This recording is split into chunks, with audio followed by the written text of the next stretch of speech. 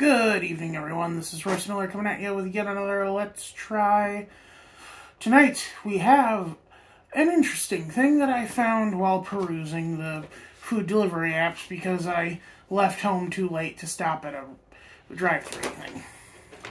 But, I ordered from a ghost kitchen. What is it called again? Pardon my cheesesteak. So apparently this is a ghost kitchen run by the guys who do a sports podcast or something called Pardon My Take. I don't know. I never heard of them. I hope they're not assholes. Because if I'm eating their food and then it turns out like, oh, well, these guys are actually support blah, blah, blah. I'm like, oh, damn it. Alright, but yeah, they got a ghost kitchen. So, I mean, like, they can't, they at least have enough clout to get investors and stuff. So they're probably not total a-holes. Interestingly enough, I looked into it. This ghost kitchen is being run out of a Perkins. So for those who don't know, a Perkins is a diner with a bakery inside. It's kind of like I would say a better Denny's, but honestly, I prefer the food from Denny's more. They got better burgers. But Perkins are okay. They kind of are in that. They're kind of like halfways between an IHOP and a Denny's, but they also have a bakery. Anyway, so, of course, I had to get the cheesesteak. The toasted bread, the roasted peppers and onions. This was a pretty expensive sandwich. Just the sandwich is $11, almost $12. Yeah, it was $11.99. And then I also got some fries and that was another $7. So let's give her a try, see if it's worth the price tag. Normally I'd want to take a look under the hood, but this thing's almost falling apart as it is, so let's just try to take a bite.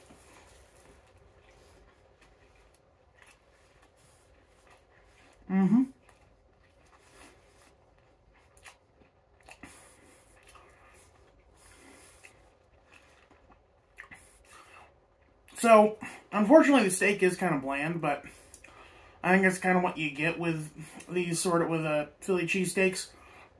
I don't know if it's like that with an actual Philly cheesesteak from Philadelphia, but I've never been. Tell you what, if I ever get to 1 million subscribers, we'll go to Philadelphia and try one of the actual Philly cheesesteaks from the place. Not in 1 million years, right? But the peppers and onions are really good. I got this sans the raw onion, and then I added on grilled onions and grilled mushrooms.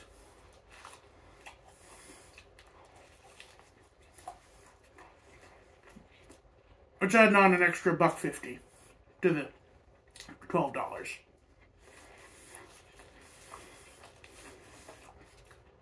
Oh, I'm not seeing any. Oh, no, I see a couple mushrooms.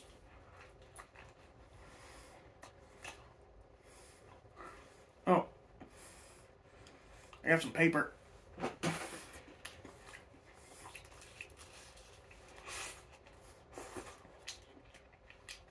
The problem with a Philly cheesesteak of this caliber is you're kind of slurping it up because it's so falling apart.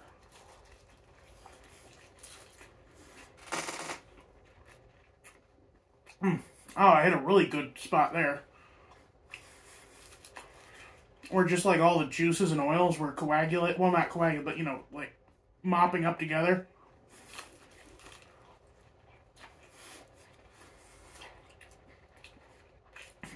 And I do love a good Philly cheesesteak. Well, I mean, like, as good as I can get around here anyway.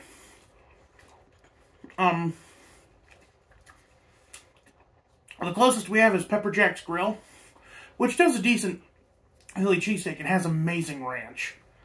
I love dipping their thing in it.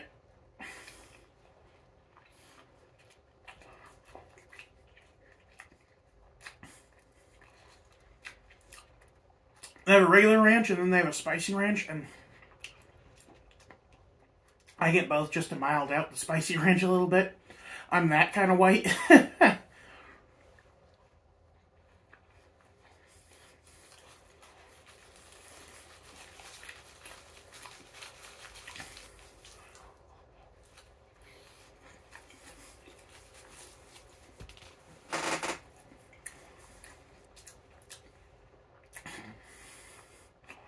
I mean,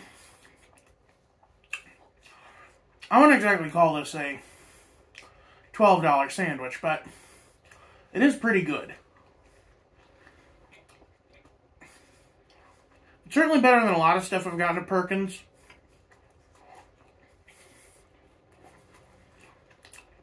I know. The cheesesteak place is technically the restaurant, not Perkins. They're just using the kitchen.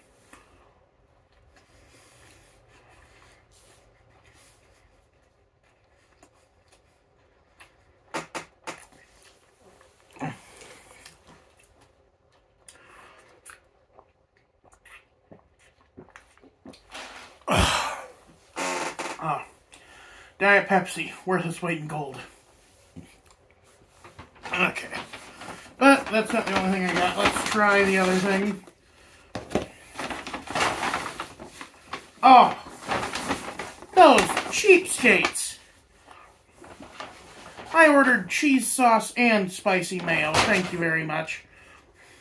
They just sent me the spicy mayo. How rude.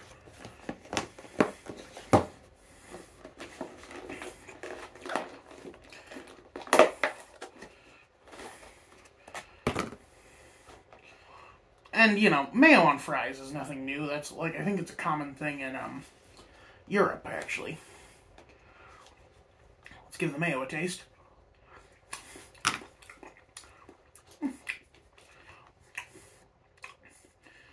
Strangely creamy. It weirdly has a taste of almost like toothpaste, but spicy.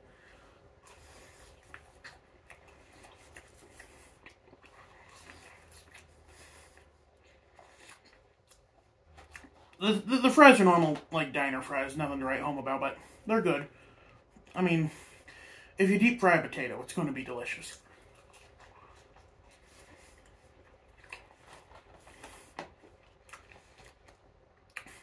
Again, though, this was another $8. $7.99 for the fries.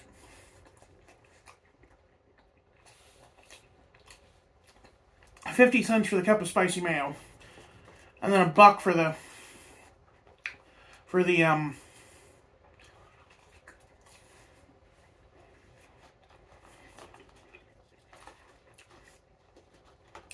what do you call it?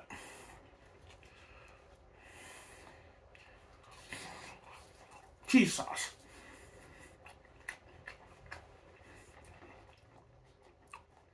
I mean, I do feel a little ripped off, but I'm not going to complain over a lost $1. There were no delivery fees and no, and I got $3 off already, so you can keep that one.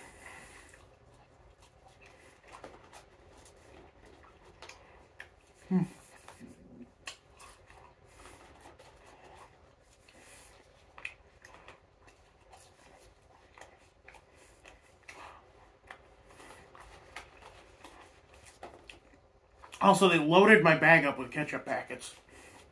Like, maybe they expected me to put ketchup on the thing, but no, that's not really how I do.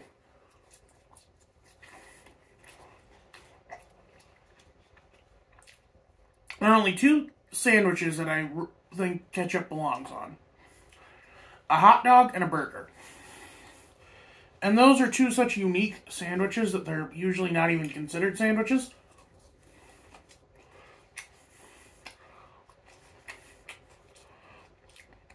And I'm not trying to be uppity, like, being like, oh, ketchup is the condiment of the peasant. No, ketchup is good.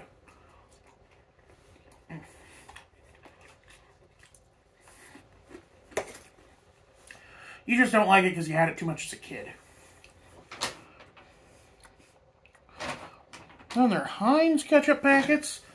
Heinz is the good stuff. And I say that having grown up with Hunt's. Because my mom was a programmer for Conagra, we always got Hunt's ketchup from the company store because we got a discount on it.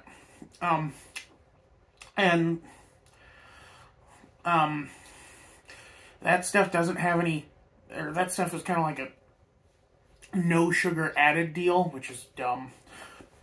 Excuse me.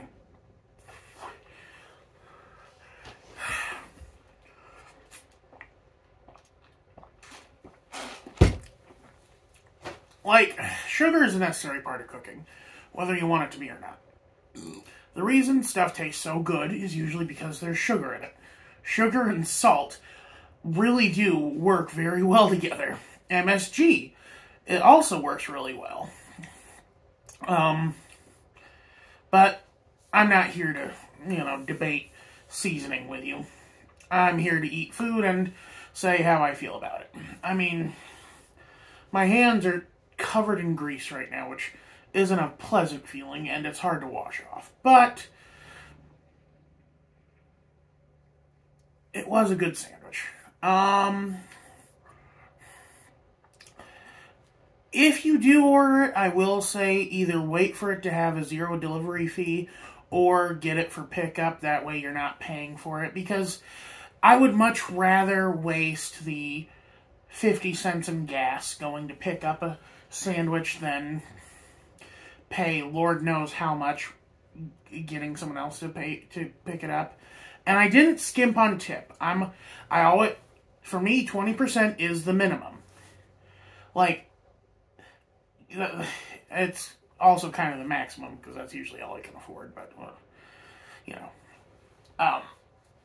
one time I did, though, tip $5 on a $13 bill, because I was like, no, well, after tax, but I just left a 20 on the table, and I said, keep the change, because I ordered the lunch buffet at the local Chinese place.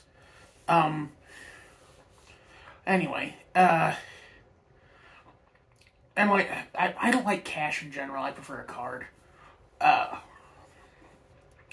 That's neither here nor there, though. The sandwich is good. The fries are okay.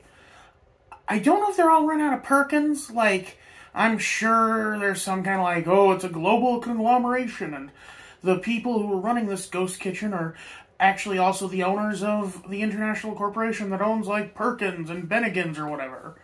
So, who knows? I would definitely do research. Some of the ghost kitchens are run out of restaurants that couldn't pass a safety inspection. So, there is sort of that buyer beware mentality when ordering from a ghost kitchen. My favorite ghost kitchen was Burger Den, which is just Denny's Burgers. So it's Burgers by Denny's. Burger Den. But they make a surprisingly good burger. I actually had some great burgers from when I was ordering from Burger Den back in 2020. I had to stop using DoorDash, so it's so expensive. Like, they tax you out the wazoo, and I can't afford it on my paycheck. And, like, no offense, but, I'm kind of doing this, I'm not paid for this. This is just me uploading to YouTube and hoping you guys like it. I'd like to be paid for this one day, but I don't see that really happening. Like, apparently you have to get up to 10,000 subscribers to even be applicable for monetization nowadays. Which is BS. I've seen ads on my videos. It's like, I'm not getting a cut of that. YouTube, you scum suckers.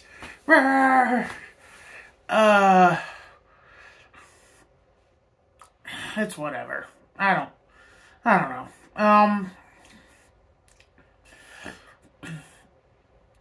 You know what they say. I make a nickel, boss makes a dime. That's why I poop on company time. Anyway, that's about it for tonight. This was very good. If a little expensive, it was almost $30 after everything was said and done, but at least it wasn't $40. I have literally seen my price tag double. And so, so $22 base charge plus a $4.50 tip. that's not too bad. On the taxes. But what is bad is how much they were charging for the food. But I think that's kind of how they're balancing out the budget too, is they're not charging the delivery fee, but they're kind of screwing you over on the actual portions and how much they're charging for, Although nowadays, like, anytime you order a sandwich, it's going to be expensive. I would say stick with Subway. At least then, you're getting a foot long. Instead of, I don't know, that was about a 7-inch sub. I did have a dumb idea for 1,000 subs where I eat my favorite Subway sandwich, since I do really like Subway. And I know that's a hot take, but what can you do? Anyway, that's it for me. I've prattled on too long. Y'all have a good night. And a good weekend. This is Royce Miller. I'm outie.